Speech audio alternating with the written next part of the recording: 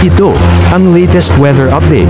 Alamin ang pinakasariwang ulat panahon ngayon dito sa Information TV Educational Channel. Patuloy ang pag-iral ng amihan o northeast monsoon sa extreme northern Luzon at shear line ay naapektuhan pa rin sa malaking bahagi ng northern Luzon at kasama na rin ang central Luzon.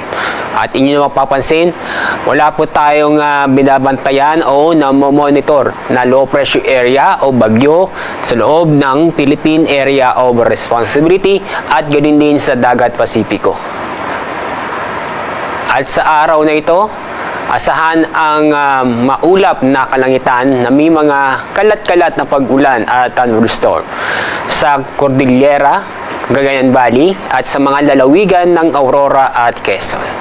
Kaya paalala sa mga kababayan po natin na patuloy pa rin tayong mag-ingat dahil sa mga pag-ulan na posibleng na magdulot ng pagbaha o pagguho ng lupa.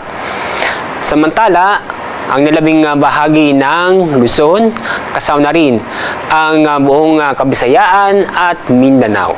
Asahan ang maganda at maliwas sa panahon ngayong araw.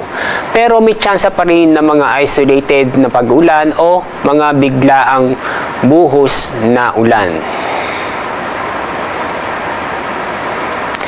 Ngayong araw, meron tayong gale warning dahil malakas pa rin ang amihan.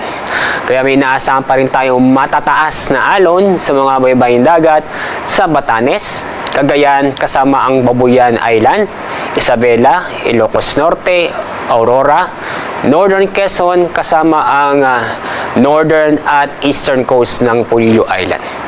Kaya paalala na huwag munang pumalaot sa mga lugar nito dahil sa matataas na alon. Kung saan ang taas ng alon ay aabot ng hanggang 5 metro. Ang araw na sisikat sa ganap na 6:25 ng umaga. Ang araw na lulubog mamaya pang 5:41 ng hapon.